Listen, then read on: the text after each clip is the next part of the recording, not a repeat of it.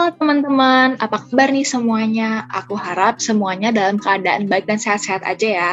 Nggak terasa banget nih, ternyata kita udah ada di pertemuan terakhir membahas Bahasa Indonesia. Jadi besok-besok kita nggak ada lagi nih belajar tentang Bahasa Indonesia. Nah, karena ini materi yang terakhir, makanya kita akan melakukan review. Kita mengingat-ingat kembali kita tuh kemarin belajar apa aja sih dari yang pertama kali kita pelajarin dari awal semester sampai akhir semester ini. Nah, di sini aku nggak sendirian, teman-teman. Ada aku, Kalinda, dan juga Kak Alsa yang akan nemenin kalian untuk sama-sama nge-refresh kembali apa aja sih yang pernah kita pelajarin di materi Bahasa Indonesia. Nah, jadi yang akan kita review atau ingat-ingat kembali ini ada 4 bab. Ada teks eksplanasi, teks narasi sejarah, teks fiksi dan non-fiksi, dan juga iklan. Nah, nggak pakai lama-lama, lanjut aja. Ayo kita langsung ke penjelasan apa sih itu teks eksplanasi. Nah, teks eksplanasi ini adalah teks yang menjelaskan secara ilmiah tentang mengapa suatu fenomena alam, ilmu pengetahuan, sosial, budaya, dan lainnya bisa terjadi, dan bagaimana sih proses terjadinya fenomena tersebut. Nah, struktur teks eksplanasi ini ada 3. Ada pernyataan umum, deretan penjelas, dan interpretasi. Pernyataan umum ini adalah penjelasan umum tentang fenomena yang akan dibahas. Isinya bisa berupa pengenalan fenomena tersebut atau penjelasannya. Yang kedua, deretan penjelas ini isinya kenapa sih suatu fenomena bisa terjadi. Nah, karena ini pasti isinya bisa aja panjang, deretan penjelas bisa terdiri lebih dari 1 paragraf. Yang terakhir ada interpretasi. Interpretasi ini sifatnya pilihan, jadi bisa ada, bisa nggak ada. Isinya itu intisari atau kesimpulan dari pernyataan umum dan deretan penjelas. Nah, teks eksplanasi ini memiliki ciri-ciri, diantaranya informasi yang dimuat ini harus berdasarkan fakta. Kemudian, hal yang dibahas adalah fenomena yang berhubungan dengan ilmu pengetahuan. Kemudian, sifatnya informatif dan tidak berusaha mempengaruhi pembaca untuk percaya terhadap hal yang dibahas. Menggunakan kata penanda urutan, kemudian fokus pada hal-hal umum yang ada di sekitar kita. Contohnya peristiwa alam, benda-benda di sekitar kita, fenomena ilmiah, sosial, budaya manusia, dan lain-lainnya. Oke, halo teman-teman. Materi selanjutnya bakal dilanjut sama aku ya, Kak Alsa. Jadi, seperti yang udah dikasih tahu di awal-awal nih, kalau materi kedua yang bakal kita review itu adalah teks narasi sejarah. Nah, apa sih teks narasi sejarah itu? Teks narasi sejarah itu adalah teks yang memuat informasi tentang fakta yang telah terjadi di masa lalu dan memiliki nilai sejarah.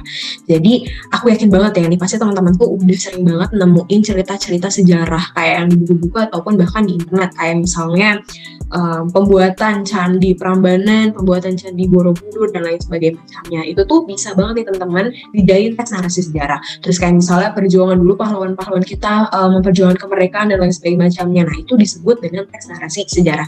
Jadi dia tuh kayak peristiwa-peristiwa yang udah terjadi di masa lalu dan memiliki nilai sejarah gitu. Langsung lanjut lagi ya. Nah, teks narasi sejarah ini punya struktur loh teman-teman. Ada yang ingat gak nih? Ayo, ada yang ingat gak? Benar banget nih yang udah ada di sebelah kiri. Struktur teks sejarah itu ada apa aja? Yang pertama ada orientasi, yang kedua ada urutan acara, dan yang ketiga ada reorientasi. Nah, orientasi itu apa sih Kak? Orientasi itu adalah tahap awal dari sebuah kisah sejarah. Nah, kalau urutan acara itu adalah rekaman peristiwa sejarah yang terjadi disampaikan secara kronologis. Dan yang ketiga itu adalah reorientasi atau komentar pribadi penulis. Jadi aku jelasin lagi nih ya teman-teman. Orientasi itu tahap awal. Tahap awal itu kayak gimana sih Kak? Misalnya ya, kalian pasti suka denger kan kayak misalnya gini, pada suatu hari di cuaca yang sangat cerah di Depok dan lain sebagainya macam, itu kan kayak ada pembukaan. Nah, itu namanya orientasi teman-teman gitu. Terus kalau yang kedua urutan acara, untuk urutan acara itu kayak hal-hal inti yang emang lagi terjadi, kayak poin-poin yang emang lagi terjadi. Misalnya kayak gini ya, misalnya misalnya perang di Ponorogo, nanti dari si Belanda nangkep pangeran Diponegoro lagi di tempat A, terus nanti pangeran Diponegoro ternyata melindungi diri ke tempat B dan lain sebagainya. Itu bakal disampaikan di teks narasi sejarah, dan itu tuh disampaikan secara kronologis. Kronologis itu kayak gimana Kak? Secara berurutan sesuai dengan peristiwanya. Jadi kayak misalnya peristiwa A duluan yang terjadi, nanti bakal dikasih tahunya ya peristiwa A dulu, kayak gitu. Nah, yang terakhir itu reorientasi, ada komentar pribadi penulis. Jadi semisal nih teman-teman mau buat teks narasi sejarah, itu bisa banget kasih tahu tentang komentar pribadi teman-teman. Jadi kayak misalnya kalian udah baca, udah menganalisa dan lain sebagainya macamnya, terus di akhir teman-teman mau buat reorientasinya, mau buat komentarnya, itu bisa banget. Nah, itu merupakan struktur dari teks narasi sejarah. Gue bisa dipahami ya. Terus jangan sampai lupa. Kita lanjut lagi. Nah, sekarang di sini aku mau fokus ke ciri-ciri dari teks narasi sejarah itu kayak gimana sih? Oke, yang pertama disajikan secara kronologis atau urutan peristiwa atau urutan kejadian. Tadi udah awas tahu, jadi harus berurutan. Nggak boleh kayak misalnya A duluan kejadian, malah nanti B duluan yang dikasih tahu. Nah, itu nggak bisa kayak gitu. Itu tuh harus berurutan, teman-teman. Karena ini tuh teks narasi sejarah itu harus konkret, harus sesuai fakta. Jadi nggak boleh asal-asalan. Terus yang kedua berbentuk teks cerita ulang atau recount. Bener dong, teks cerita ulang. Karena kan teks sejarah itu kita nggak bakal tahu kalau kita nggak dikasih tahu, atau kita nggak bakal tahu kalau kita tuh nggak baca ceritanya. Jadi makanya dia tuh berupa recount teks atau teks cerita ulang. Terus yang ketiga, banyak memakai konjungsi temporal. Kayak contohnya kemudian, lalu, selanjutnya, sebelumnya, dan sebagainya macamnya. Nah, konjungsi itu kata hubung, teman-teman. Jadi kayak misalnya, nggak mungkin dong kayak misalnya gini ya. Aku sedang makan, aku sedang tidur. Wah, kan nggak tahu ya, kayak maksudnya apa nih, aku sedang makan, aku sedang tidur, itu kan nggak jelas. Jadi bisa nih ditambahin sama konjungsi temporal. Jadi contohnya, aku sedang makan, kemudian aku tertidur, misalnya kayak gitu. Itu adanya konjungsi. Nah, kalau di teks narasi sejarah biasanya itu pakainya konjungsi temporal. Jadi dia tuh biasanya berkaitan sama waktu, kayak kemudian, lalu, selanjutnya, dan sebagainya. Terus yang terakhir itu berisikan fakta.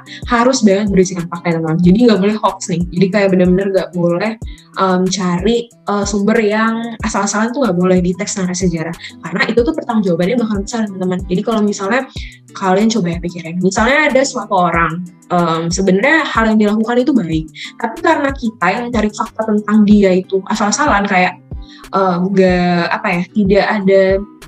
tidak melakukan pembuktian, tidak melakukan analisis lebih lanjut dan sebagainya macam, akhirnya ternyata kita beranggapan kalau dia baik gitu. Padahal aslinya sebenarnya dia baik. Nah, itu kan jadi kasihan ya orangnya, kayak padahal dia kan orang baik, kenapa tiba-tiba jadi orang nggak baik. Nah, itu tuh nggak boleh, makanya harus berdasarkan fakta gitu, teman-teman. Oke. Nah, sekarang di sini aku mau kasih tahu juga nih hal-hal yang biasanya kita temukan di teks narasi sejarah ini tuh ada singkatannya, adiksi, Mbak. Apa, di mana, kapan, siapa, mengapa, dan bagaimana. Biasanya di teks narasi sejarah itu mengandung ini semua, teman-teman. Mengandung 6 kata. Atau biasanya kalau di bahasa Inggris, teman-teman taunya mungkin ini ya, 5W1H. Jadi ada apa, di mana, kapan, siapa, mengapa, dan bagaimana. Biasanya ini tuh mengandung hal-hal itu terkandung di teks narasi sejarah. Jadi kayak nanti pertanyaan-pertanyaan mengenai teks narasi sejarah itu biasanya kayak gini. Jadi kayak misalnya apa yang sedang dia lakukan, di mana terjadinya perang di Ponorogo, terus di mana lahirnya R.A. Kartini dan lain sebagainya.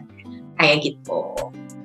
Oke, nah mungkin itu aja review teks narasi sejarah dari aku kali ini. Semoga teman-teman bisa ingat lagi nih, terus jadi nggak lupa-lupa lagi ya. Terus nanti pas lagi ujian bisa ngebantu teman-teman untuk lebih memahami materinya kayak gitu. Nah, sekarang bakal dilanjut lagi sama Kalinda. Makasih. Nah, selanjutnya kita akan bahas teks fiksi dan teks non-fiksi. Apa itu teks fiksi? Teks fiksi adalah karya sastra yang bersifat imajinatif atau berupa khayalan dari si penulis dan bukan kejadian yang sebenarnya. Contohnya ada novel, cerpen, roman, novela, dan juga dongeng. Nah, ciri-ciri dari teks fiksi ini adalah merupakan rekaan atau imajinasi dari si pengarang. Terdapat kebenaran yang relatif atau tidak mutlak. Umumnya menggunakan bahasa yang bersifat konotatif atau bukan makna yang sebenarnya. Tidak memiliki sistematika yang baku, sasarannya adalah emosi atau perasaan si pembaca dan bukan logikanya. Kemudian memiliki pesan moral atau amanat tertentu. Nah, dalam fiksi ini ada unsur intrinsiknya. Di antaranya ada tema, tokoh, alur, konflik, klimaks, latar, aman, dan sudut pandang. Tema ini adalah gagasan atau ide yang jadi landasan ceritanya. Kemudian ada tokoh atau pelakon atau pelaku dalam cerita. Ada alur atau plot, ini isinya adalah urutan kejadiannya cerita. Kemudian ada konflik, yaitu masalah-masalah yang dihadapi oleh tokoh-tokoh dalam cerita tersebut. Kemudian klimaks itu adalah ujung atau puncak dari si masalah. Kemudian ada latar. Latar ini ada 3, ada latar tempat, waktu, dan suasana, yang melatar belakangi terjadinya cerita. Kemudian ada amanat atau pesan-pesan yang ingin disampaikan oleh si penulis kepada pembaca. Dan kemudian ada sudut pandang. Sudut pandang ini adalah cara si penulis memandang atau menempatkan dirinya dalam sebuah cerita. Nah, next kita akan bahas ke teks non-fiksi. Teks non-fiksi ini adalah karya tulis yang dibuat berdasarkan fakta, pengalaman objektif, penelitian, atau analisis dari suatu masalah. Contohnya ada laporan, ensiklopedia, artikel, berita, tulisan sejarah, karya ilmiah, kamus, skripsi, dan biografi. Ini tuh kebanyakan berarti yang ilmiah-ilmiah gitu ya. Nah, ciri-cirinya yaitu ditulis dalam bahasa formal, resmi, ataupun baku, menggunakan gaya bahasa yang denotatif atau memiliki makna yang sebenarnya.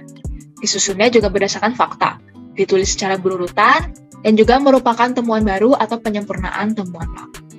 Oke, jadi kalau sekarang kita langsung lanjut lagi ke review selanjutnya, yaitu tentang iklan. Nah, di sini udah ada nih ya, tayangan iklan. Maksudnya gambaran iklan tuh kayak gimana. Yang pertama ada iklan Sprite, sama yang di sebelah kanan ada iklan Aqua di billboard kayak gitu. Kita langsung lanjut. Oke, jadi aku mau ngasih tau nih, tujuan iklan tuh apa sih teman-teman? Jadi yang seperti udah teman-teman bisa lihat juga nih di layar, yang pertama untuk memperkenalkan barang atau jasa, yang kedua untuk menawarkan barang atau jasa, kemudian yang ketiga untuk menyarankan seseorang untuk membeli, dan yang keempat adalah untuk menarik khalayak ramai. Jadi biasanya iklan itu dipakai sama orang-orang yang mau jualan atau orang-orang yang mau mempromosikan barang yang mau dia jual, atau mau mau kasih info ke ke orang lain, itu tuh bisa pakai iklan. Nah, di sini iklan tuh banyak banget bentuknya. Kayak gitu. Sekarang kita lanjut lagi. Oke, ciri-ciri iklan tuh kayak gimana sih?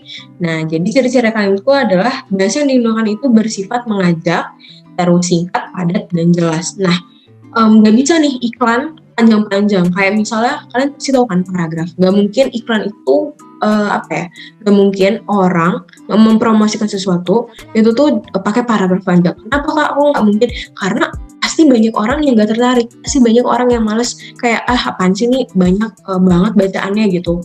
Itu tuh kayak gitu nanti teman-teman jadinya. Makanya iklan itu harus singkat, padat, dan jelas, dan harus bersifat mengajak. Terus yang kedua, isi dan tampilannya itu harus jujur, objektif, dan menarik. Nah, yang benar nih, di sini aku highlight jujur, objektif, dan menarik. Walaupun objektif, walaupun menarik, tetap harus jujur. Gak boleh bohong. Kan banyak kayak iklan yang kayak kadang gak sesuai ekspektasi. Nah, sebenarnya gak boleh kayak gitu teman-teman. Kita harus sesuai dengan apa yang kita mau jualin, apa yang kita mau promosikan. Itu harus sesuai. Jadi harus jujur. Biar nanti orang lain juga percaya. Jadi kalau misalnya orang lain udah percaya, pasti akhir-akhirnya itu bakalan baik, bakalan terus tertarik, tanpa kita harus iklanin banyak-banyak, kayak gitulah istilahnya.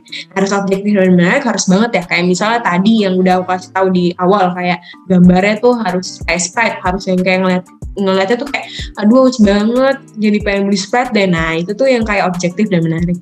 Terus yang terakhir, kata dan kalimat yang digunakan itu harus berkonotasi positif. Jadi konotasi itu kayak kayak istilah-istilahnya itu harus yang digunakan positif, nggak boleh yang kayak ngejelek-jelekin, nggak boleh yang kayak pakai bahasa kasar atau lain sebagainya. Itu tuh sebenarnya nggak boleh kayak gitu teman-teman. Nah, sekarang kita lanjut lagi. Nah, di sini ada unsur-unsur iklan. Unsur-unsur iklan itu adalah hal-hal yang biasanya tercakup di dalam sebuah iklan. Yang pertama ada nama produk, yang kedua ada gambar yang menarik, yang ketiga ada kalimat iklannya, terus yang keempat ada keunggulan produk, lalu ada harga produk, yang keenam nomor telepon dan alamat pengiklan. Seperti yang udah aku kasih tahu nih di sebelah kanan. Nah, jadi nama produk itu harus ada dong. Kayak masa kita mau promosikan sesuatu tapi nggak tahu nama produknya. Masa orang-orang nanti kayak, ini sebenarnya mau promosiin apa sih, nama produknya aja nggak ada. Nah, itu tuh nggak bisa teman-teman. Jadi harus ada nama produknya ya. Terus yang kedua, gambar yang menarik ini harus banget juga. Kadang orang tuh yang bisa ngebuat orang-orang tertarik tuh adalah karena ada gambar yang menarik. Jadi kalau misal kayak tadi udah aku bilang kayak cuma tulisan, biasanya orang bakalan jadi kayak malas ngeliatnya kayak gitu. Terus ada kalimat iklannya. Kalimat iklan itu kayak misalnya nih yang sebelah kanan kayak pasti bisa, kami siapa menyebut Anda. Jadi kayak ada kalimat-kalimat iklan yang bisa ngebuat orang juga ikut tertarik. Terus ada keunggulan produk, harga produk, nomor telepon, dan alamat pengiklan. Sebenarnya yang ini nih bakalan disesuaikan sih teman-teman. Sesuai dengan teknik marketingnya, teknik penjualannya. Kalau misalnya dia mau ngasih harga produknya di akhir atau kayak gimana, itu tuh bisa banget sesuai dengan masing-masing penjualnya kayak gitu. Jadi unsur-unsur ini sebenarnya bisa disesuaikan. Oke, nah mungkin tadi udah penjelasan aku tentang iklan, terus tadi juga udah dari penjelasan Kalinda ya tentang materi-materi yang sebelumnya. Aku juga tadi udah ngejelasin selain iklan juga. Mungkin di sini aku mau bilang makasih banyak buat teman-teman yang udah nyimak sampai akhir, yang udah mau review bareng aku sama Kalinda di hari Kamis ini. Aku bilang makasih banyak banget. Tetap semangat teman-teman. Semoga apa yang dilalui sama teman-teman hari ini tuh senang-senang semua. Terus kita yang puasa nih bisa lancar sampai nanti Lebaran. Oke, see you in another time. Bye bye. Thank you.